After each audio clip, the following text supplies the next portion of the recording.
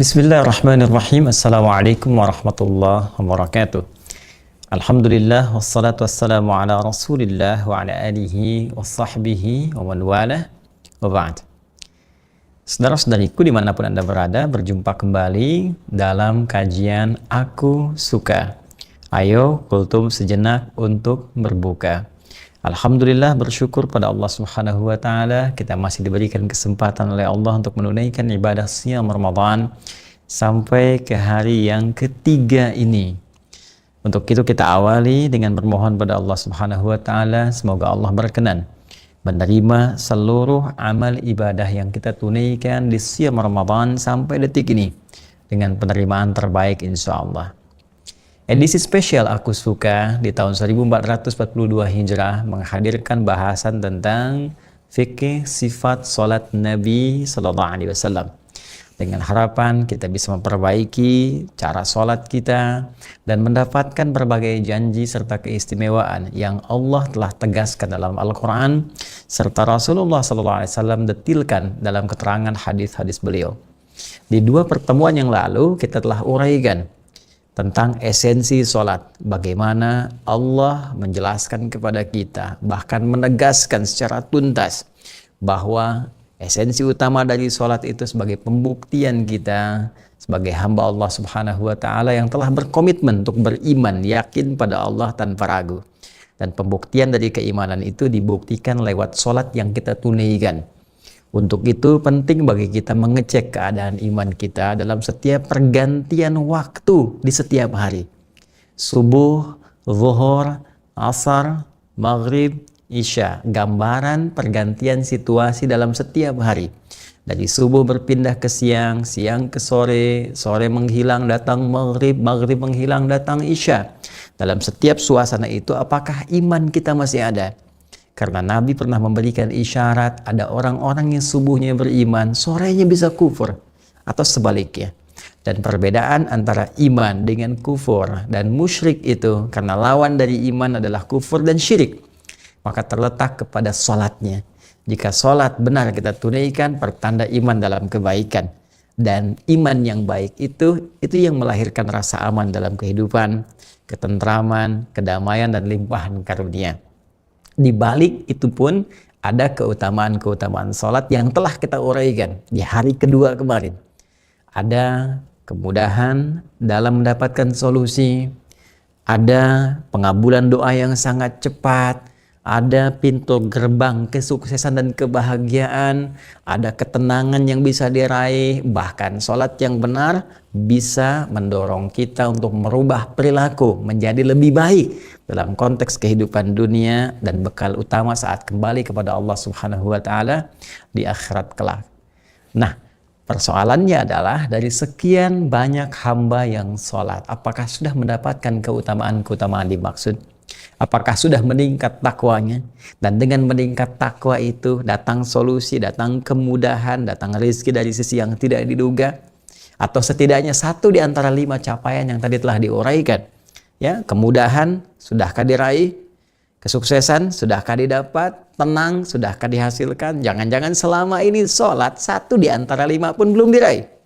Maka penyebabnya tidak ada lain. Dalam Al-Quran setidaknya ada 2 sebab utama. Satu telah kita tuntaskan di pertemuan lalu, yaitu tidak sedikit orang yang sholat kurang khusyuk atau bahkan tidak khusyuk dalam sholatnya. Karena itu di hari kedua Ramadan, edisi Aku Suka yang kedua, kita telah tuntaskan bagaimana cara sholat khusyuk dalam keterangan Al-Quran. Mohon izin teman-teman yang kiranya belum mendapatkan materi itu, harap merujuk pada tayangan yang lalu sehingga kita tidak mengulang kembali dengan keterangan yang panjang di edisi kini. Nah, sekarang ada persoalan. Persoalannya adalah ada orang yang sejak awal sholat sudah mengondisikan dirinya khusyuk. Seperti Allah berikan penjelasan dalam Al-Quran. Menyiapkan pakaian terbaik, mencoba kemudian menyempurnakan wudhunya, kan? Lalu dia meniatkan sholatnya dengan baik dan merasakan Alladzina yadhunnuna annahum mulaqu rabbihim wa annahum ilaihi raji'un. Al-Baqarah ayat 46 seperti yang kemarin telah kita detilkan. Dia merasakan akan menghadap Allah dan merasakan mungkin boleh jadi ini salat terakhir yang ia tunaikan. Awal-awal iya.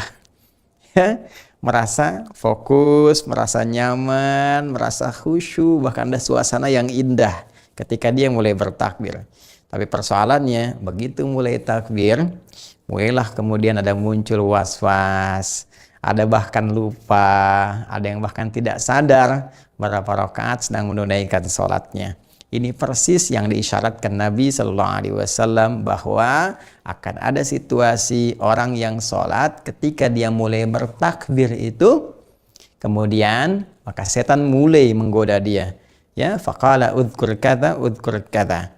Ingat ini, ingat itu, ya sampai dia lupa, sampai ada orang yang sholat hatta la yash'ural musalli kam raka'atan yusalli. Sampai ada situasi kata Nabi orang sholat tidak sadar atau lupa berapa rakaat dia sedang menunaikan sholatnya di posisi itu.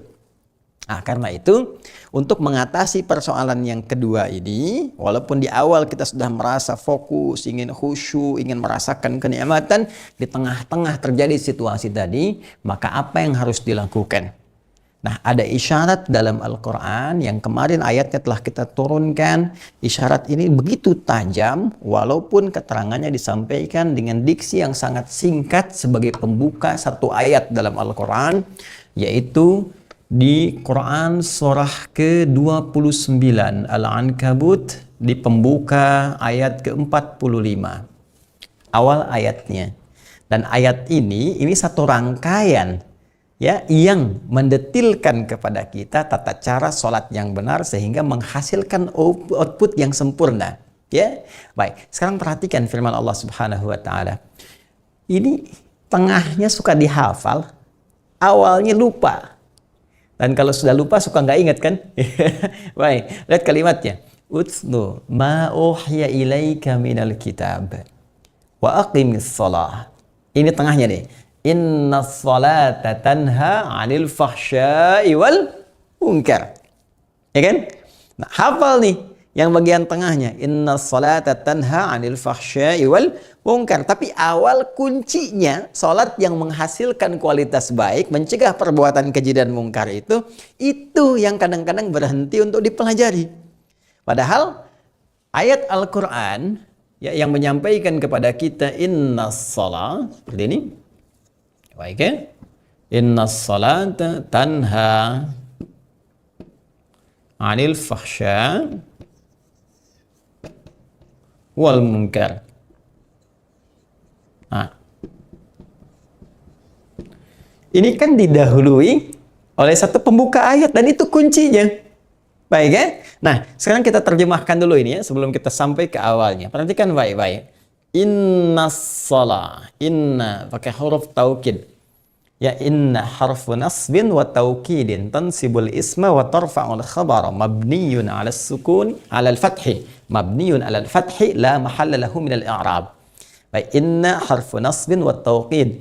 Inna itu termasuk huruf nasab. Kalau dalam fungsi i'rab, nasab itu memberikan harakat fathah kepada kalimat setelahnya. Jadi kalau setelah inna ya ada isim, ada kata benda, ini harakatnya pasti fathah. Inna salat ya sepanjang dia mufrad.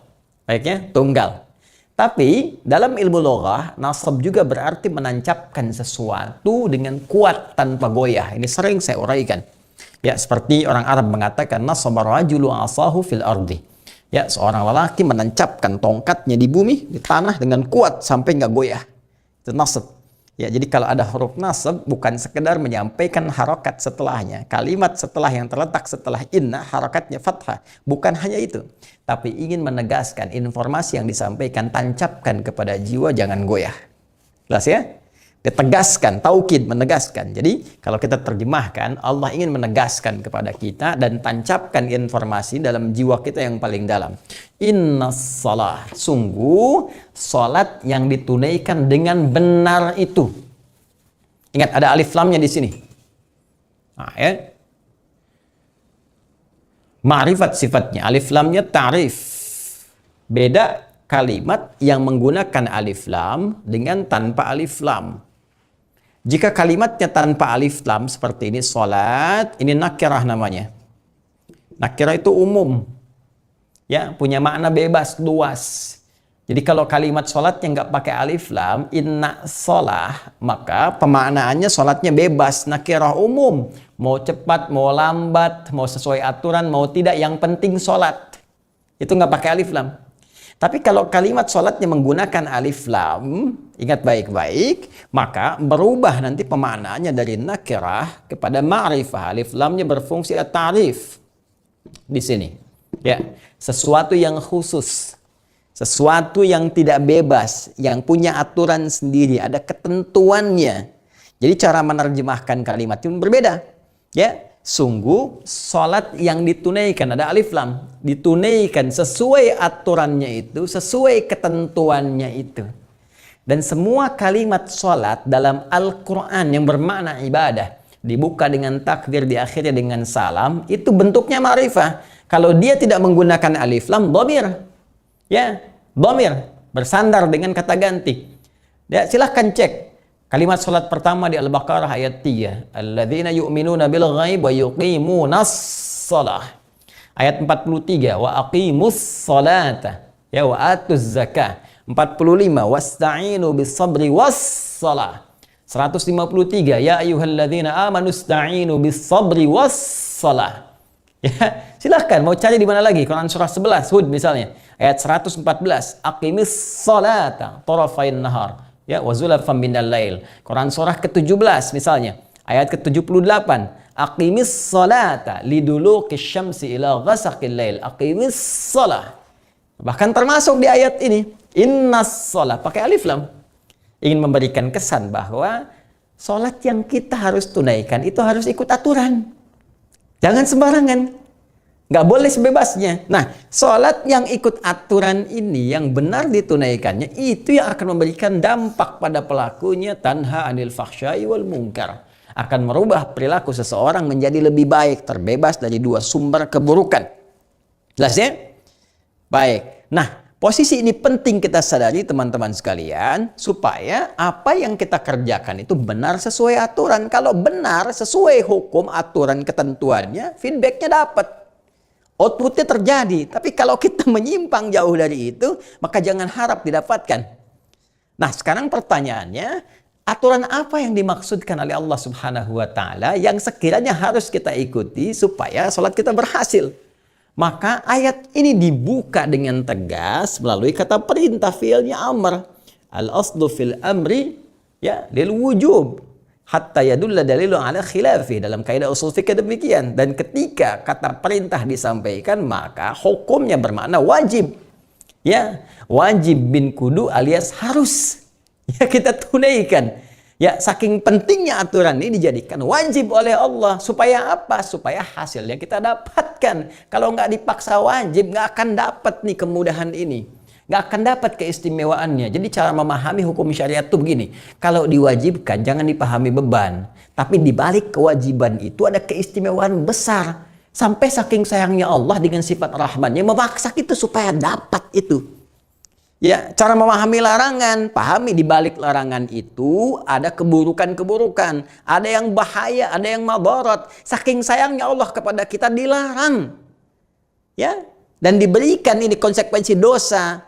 Bukan ingin memberikan beban, ya, bukan ingin membatasi sesuatu, tapi ingin memberikan kesan kepada kita dengan sayangnya. Jangan sampai kamu celaka, jangan sampai kamu nestapa, jangan sampai kamu punya masalah. Itu maksudnya. Ya, jadi ketika ada larangan zina, larangan mabuk, larangan yang dilarang, itu muaranya keburukan. Maka cara memahaminya jangan dipahami sebagai beban, tapi sebagai sayang Allah yang menjaga kita selalu dalam kebaikan. Kembali ke sini, perintahnya adalah utlu ma uhiya ilaika minal kitab. Ma uhiya ilaika minal kitab. Nah, ini perintah yang diberikan kepada Nabi Muhammad SAW, dan ini isyarat juga untuk sampai kepada kita umatnya, karena perintah itu sepanjang sifatnya umum, tidak ada takhsis, maka hukumnya berlaku umum. Ya, dan tugas Nabi menerangkan kepada kita bagaimana jalan mengikuti perintah itu. Utlu ma uhiya ilaika minal kitab. Bacalah, pahamilah, pelajarilah dan amalkan apa yang telah dipelajari itu. Nah, kalau kita buka terjemah di mushaf, teman-teman sekalian, ini utslu diterjemahkan dengan bacalah. Ya kan? Sama dengan Iqra, Quran surah ke-96 ayat 1. Ya, wahyu pertama itu kan Iqra bismi rabbikal ladzi khalaq. Ya kan? Iqra diartikan apa? Bacalah. Di mushaf terjemah demikian. Dulu pernah kita dalam Sitama kan kita bahas ya, serupa tapi tak sama. Masih ingat kan ya? Nah, Iqra dengan utslu ada bedanya. Terjemahan diartikan dengan serupa, tapi kalau katanya berbeda, maka penekanannya tidak sama. Nanti ada kitab namanya Al-Furuq Al-Lughawiyah, karya Abu Hilal Al-Askari. Ya, nanti Anda cek kitab itu menjelaskan kalimat-kalimat yang sering diterjemahkan serupa. Ya, dalam terjemahan di bahasa lain, ya, tapi sesungguhnya punya penekanan makna yang tidak sama dalam bahasa Arab. Karena tidak sama, maka katanya berbeda. Satu Iqra, satu utslu. Kalau Iqra itu hanya sekedar ya membaca atau menghadirkan satu bacaan dari apa yang nampak tanpa menuntut pemahaman dari apa yang kita baca itu. Asalnya demikian. Ya, jadi membaca sesuatu tanpa menuntut pemahaman dari apa yang dibaca. Atau menghadirkan sesuatu yang diingat tanpa menuntut pemahaman dari apa yang kita ingat. Ya, kamu kemarin ngapain? Kita sampaikan. Ya, ketika dibacakan pada orang itu qiraah namanya, tanpa menuntut pemahaman. Atau ada tulisan minta dibaca, ini bacalah tanpa menuntut kita memahaminya apa maksudnya, itu qiraah namanya, iqra. Tapi kalau sudah utslu itu dari kata tilawah. Tilawah itu mengandung setidaknya 3 makna utama. Satu, baca. Yang kedua, pahami apa yang dibaca. Yang ketiga, teman-teman sekalian, amalkan, kerjakan apa yang telah dipahami itu. Ini saling terkait berkelindan. Tuh. Baca, pahami, amalkan. Wahyu pertama, kenapa turun menggunakan redaksi Iqra? Karena Nabi Muhammad SAW itu jangankan paham, baca saja tidak punya kemampuan karena punya sifat ummi. Tidak pernah belajar, tak punya guru, tak pernah sekolah, tak ada madrasah. Ya kan? Makanya ayatnya turun menggunakan kata Iqra, menunjukkan mukjizat Al-Quran untuk menguatkan keummian Nabi Muhammad SAW. Litakidi ummiyati Muhammad SAW. Ya, makanya kalimatnya Iqra bukan utslu. Karena itu Allah mengatakan langsung firman-Nya Iqra bismi rabbikal ladzi khalaq. Muhammad, ikuti bacaan ini, baca jangan karena engkau nggak pernah belajar, engkau nggak punya guru, engkau nggak pernah masuk sekolah. Tapi ikuti bacaan ini, baca ini ya karena Allah yang telah menciptakanmu. Yang menciptakan engkau saja begitu mudah, apalagi membuat engkau bisa mengikuti bacaan. Jelas ya? Maka di situ kemudian dipeluk oleh malaikat Jibril, dikuatkan, diberikan kekuatan oleh Allah bisa mengikuti bacaan. Karena itu setelah bacaannya mulai banyak wahyu turun, maka turun kemudian perintah syariat, mulai ada ibadah, kan? Mulai salat dan seterusnya kemudian. Nah, ketika turun perintah syariat, maka redaksinya dari qiraah kemudian turun menjadi tilawah, utslu. Ya, utslu. Memberikan kesan kepada kita, utslu ma uhiya ilaika minal kitab wa aqimis shalah. Sebelum salat ditunaikan, baca dulu. Pahami dulu segala ketentuan yang telah Allah wahyukan kepada Nabi Muhammad SAW. Tertuang dalam Al-Quran, dijelaskan oleh Nabi SAW. Ya, terkait apa khususnya? Wa aqimis shalah. Setelah itu tunaikan salat. Karena kalimatnya menggunakan waw dan terkorelasi dengan sebelumnya, atofnya, maka dipahami spesifiknya terkait dengan ibadah salat di sini. Ya, dalam arti yang khusus adalah sebelum kita menunaikan salat, kalau salatnya pengen benar, salatnya pengen sesuai aturan, maka baca dulu ketentuan-ketentuan salat yang pernah Allah wahyukan kepada Rasulullah dan diajarkan oleh Rasulullah kepada kita. Ya kan? Nyampe ke kita, baca dulu itu, pahami dulu.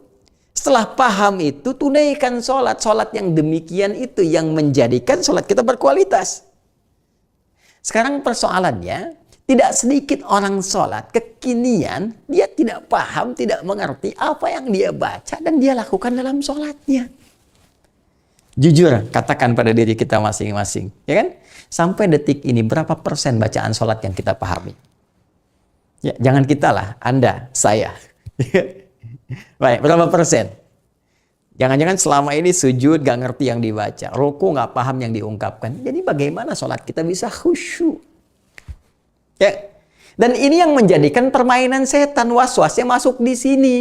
Karena antara apa yang diucapkan lisan dengan apa yang difikirkan itu nggak ada koneksi, apalagi masuk ke dalam hati, nggak nyambung.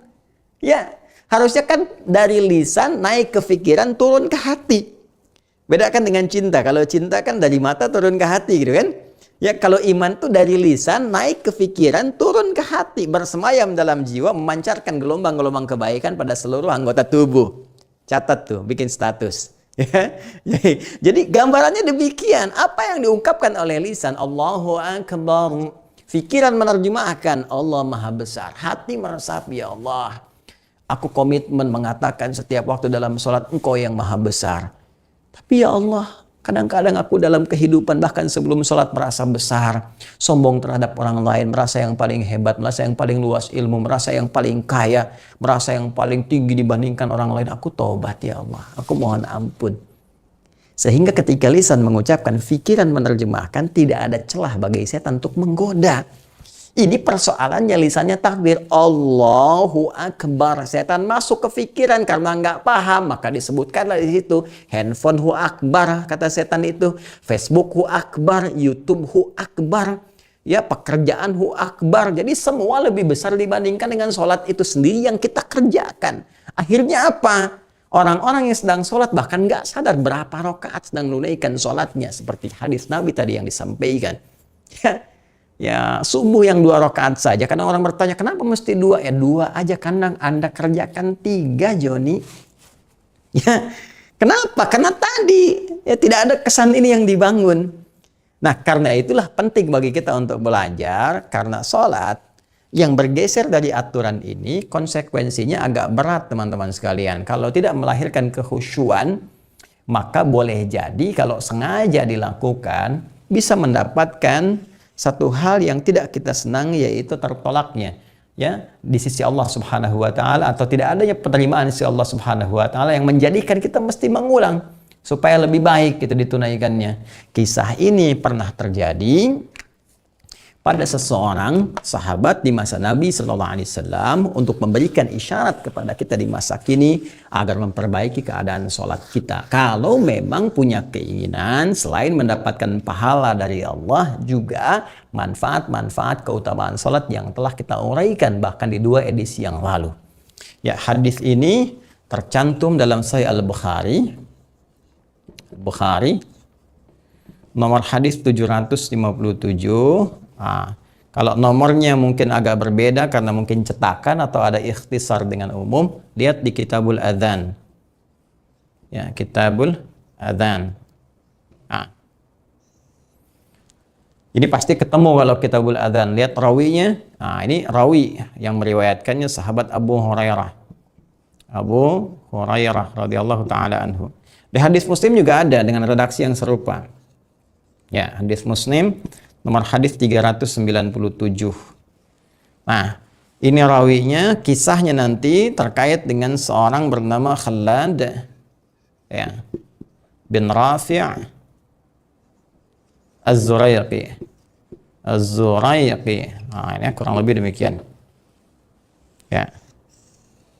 Khalad bin Rafi' Az-Zuraiqi. Jadi yang bersangkutan ini, teman-teman sekalian, dia datang ya ke Masjid Nabi sallallahu alaihi wasallam, kemudian dia salatnya atan Nabi sallallahu alaihi wasallam, kemudian thumma yusalli wa kana Nabi sallallahu alaihi wasallam fi nahiyatin minal masjid. Dia salat di sisi Nabi di sisi yang lain. Jadi ilustrasinya begini, dia salat di sini kurang lebih lah ya, Nabi misalnya di sebelah sana gitu kan, kurang lebih demikian.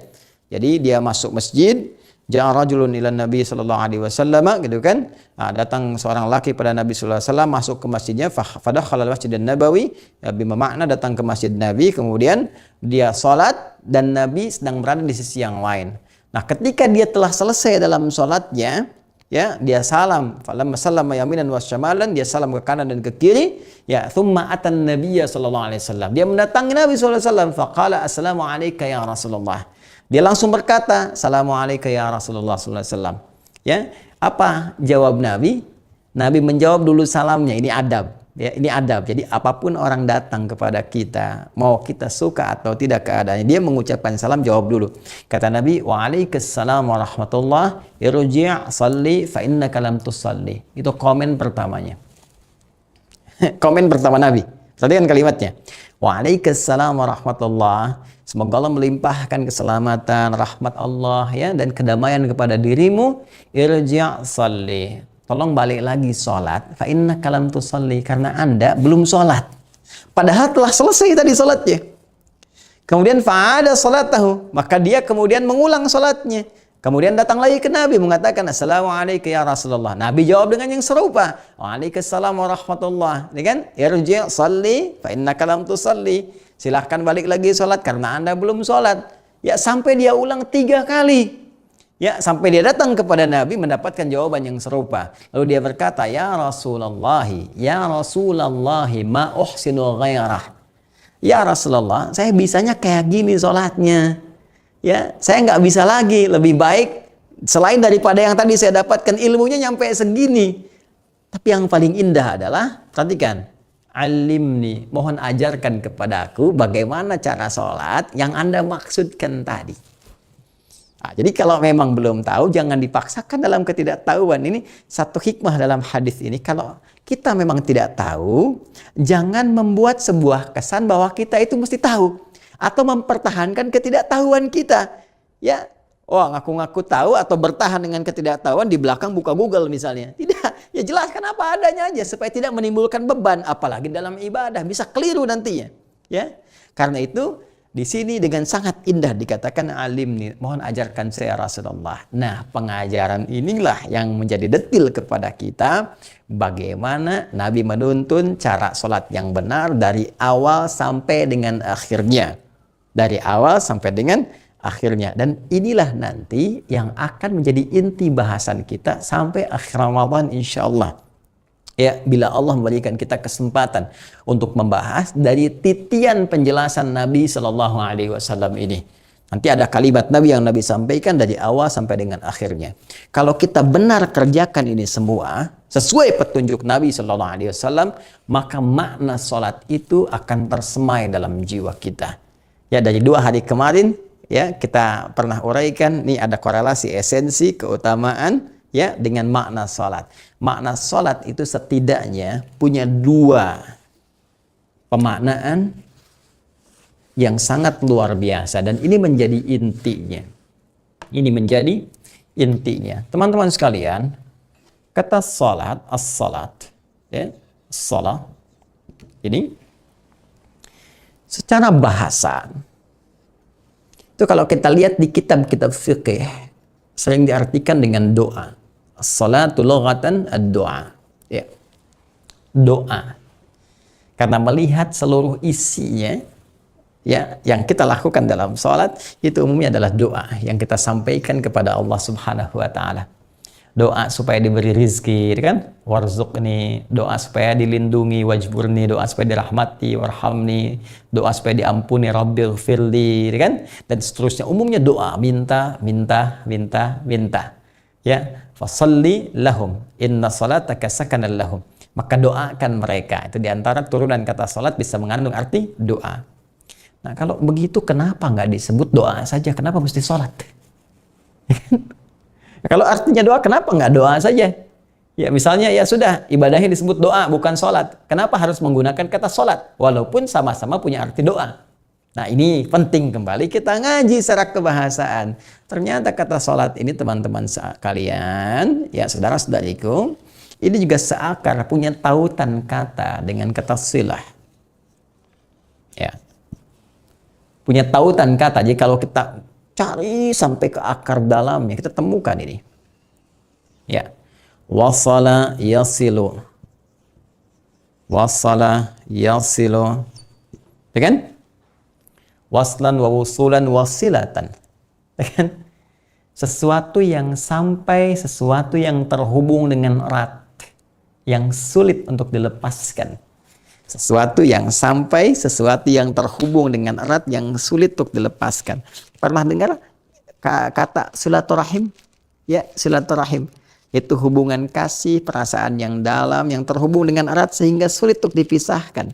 Jadi kalau teman-teman suka bikin kumpulan kan, kumpul, terus teman-teman suka kasih tema silaturahmi gitu kan, atau silaturahim.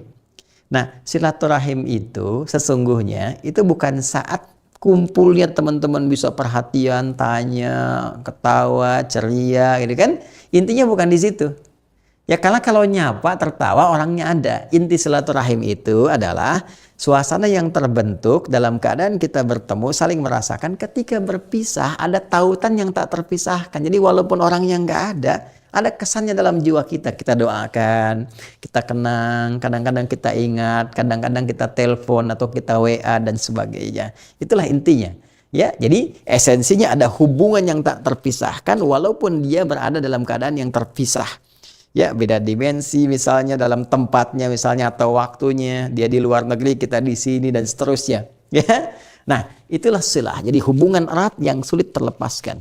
Ibadah yang mengatur agar kita terhubung dengan Allah. Sehingga sulit terpisahkan dalam setiap keadaan. Ya, mohon maaf, saat duduk terhubung dengan Allah. Saat berdiri terhubung dengan Allah, berjalan terhubung dengan Allah, selalu ingat kepada Allah Subhanahu wa taala. Karena ingat itulah dia terjaga. Mustahil ada orang bekerja di depan komputer, kemudian dia mengetik, salah ketik. Kalau saat dia sedang mengetik itu ingat Allah. Gak mungkin dia bisa merubah angka.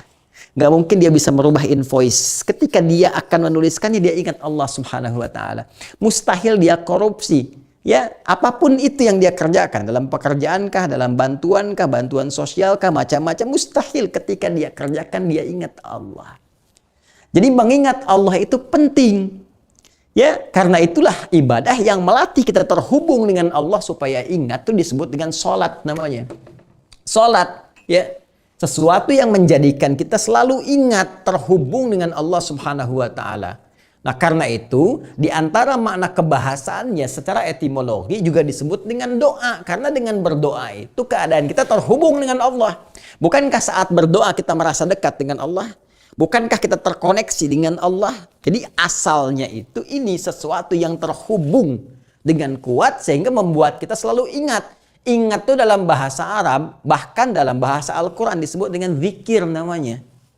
Zikrun. Ya, zikir. Ya, karena itu orang yang sholatnya benar, pasti pasca sholatnya dia teringat terhubung dengan Allah.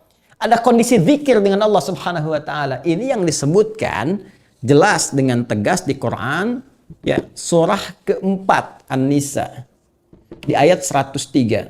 Ya. Perhatikan kalimatnya. Fa idza qadaytumus shalah, maka jika sholat telah tuntas Anda kerjakan dengan benar itu, fadhkurullah. Fadhkurullah. Maka cepatlah Anda ingat kepada Allah. Maksudnya apa? Orang yang sholatnya benar itu pasti akan cepat terbangun koneksi dengan Allah. Ya, cepat ingat itu. Karena ingat itu dirinya terjaga. Qiyaman wa qu'udan wa ala junubikum. Dia berzikir. Makanya setelah sholat, kalau ada belum nyambung benar, dilatih lagi lewat zikir. Subhanallah, alhamdulillah, sampai 33 kali. Maksudnya supaya kita nyambung, supaya kita ingat.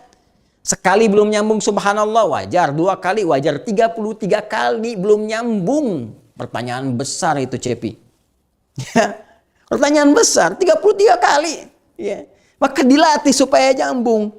Karena itu idealnya pasca sholat itu sudah nyambung. Bahasa Al-Qurannya, فَإِذَا قَضَيْتُمُ الصَّلَاةَ فَاذْكُرُوا اللَّهَ.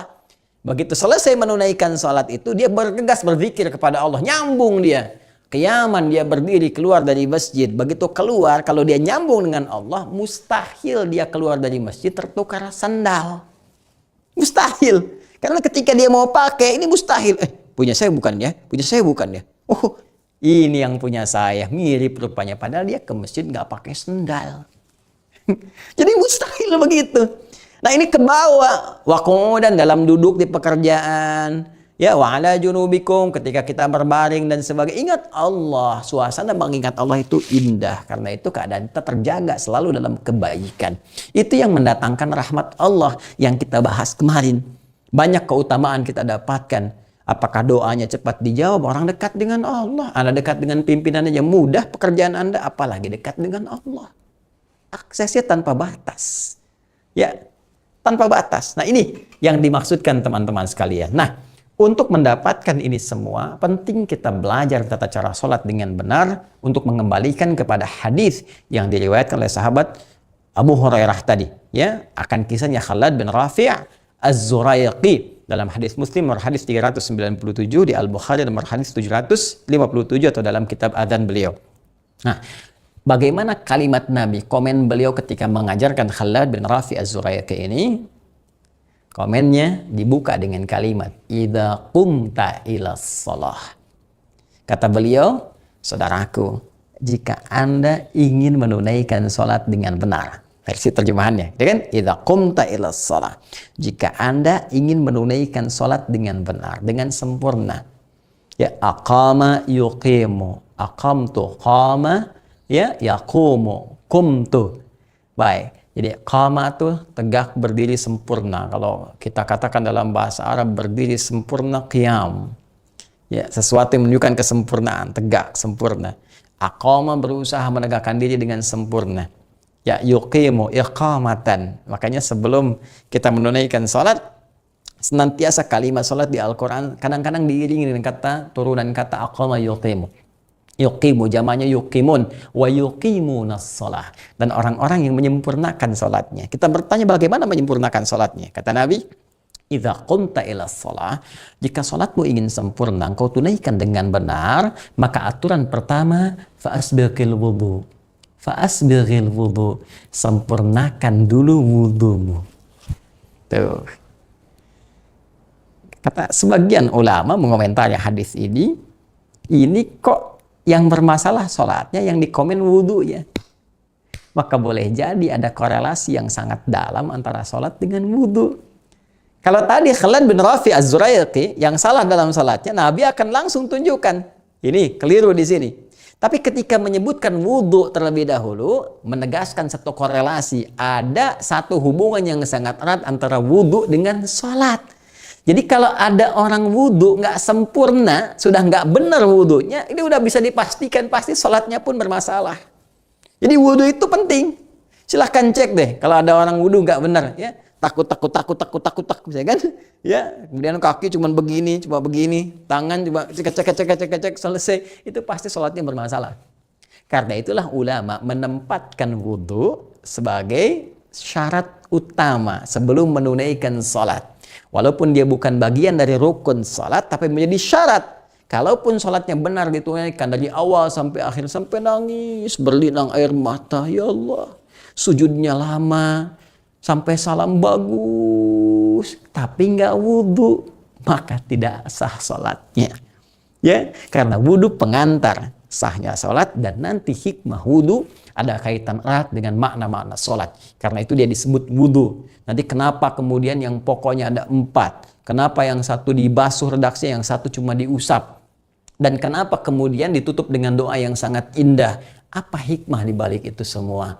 Ada rahasia besar di balik wudhu yang mengantarkan kita pada kesempurnaan salat.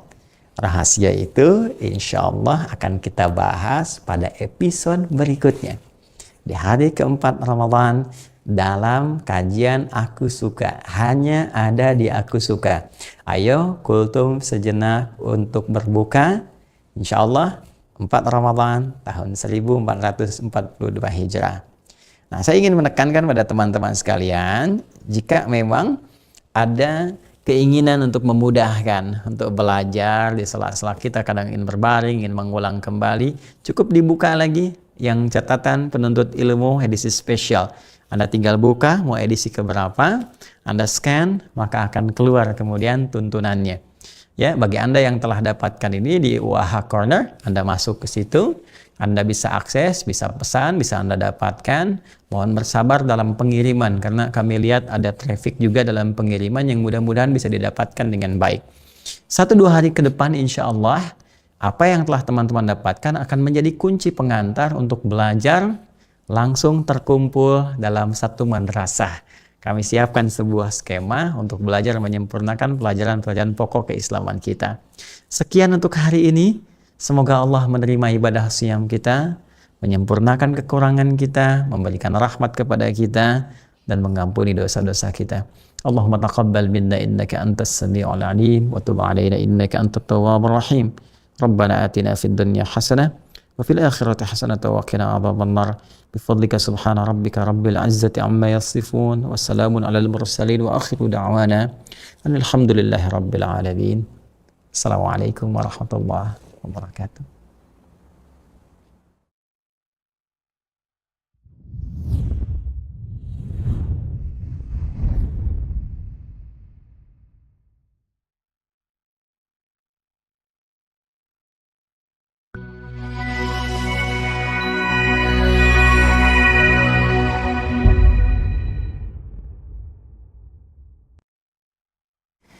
Assalamualaikum warahmatullahi wabarakatuh. Alhamdulillah wassalatu wassalamu ala rasulillah wa ba'du.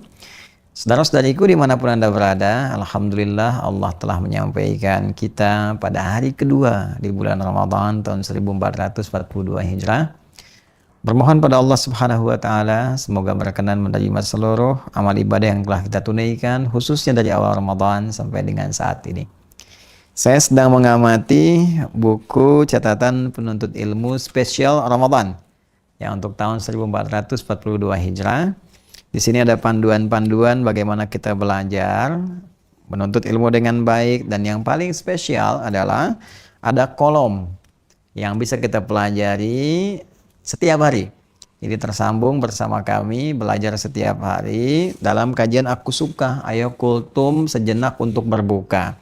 Nah, di sini nanti kita sediakan teman-teman barcode-nya. Kalau Anda nggak sempat lihat tayangannya di sore ya, menjelang berbuka, teman-teman langsung buka ini saja. Ya, buka buku ini, kemudian dilihat ada serialnya, nanti Anda tinggal scan saja. Ya, scan. Nah, ini sudah ada referensinya ya, seperti ini. Nanti tinggal dibuka, ya tersalurkan nanti kalau pas terkunci password, handphonenya dibuka dulu. Nah, kemudian nyambung. Ya, nyambungnya ke sini. Ya, langsung nanti teman-teman bisa cek apa namanya, ada sifat salat Nabi Sallallahu Alaihi Wasallam. Dari pelajaran yang dimaksudkan, Anda bisa merangkum intisarinya di sini. Ya, kemudian mencatat yang penting-penting atau mungkin bahan-bahan pertanyaan yang nanti bisa kita diskusikan. Nah, dari mana kita bisa berdiskusi? Ini yang penting ini saya sampaikan. Buku ini pula, barcode-nya nanti, satu di antara barcode sampai serial ke-30 akan ada salah satunya yang menunjukkan kepada aplikasi yang dalam waktu dekat kami akan launchingkan. Aplikasi itu akan menghimpun pembelajar-pembelajar serius yang memang mau belajar khusus dengan kami, yang ada di satu tempat, satu keadaan secara virtual. Jadi nanti kami akan launchingkan namanya, kemudian Anda yang punya paket di buku ini itu secara otomatis nanti bisa bergabung. Tinggal nanti mengisi formulir registrasi yang terhimpun nanti di barcode di buku ini.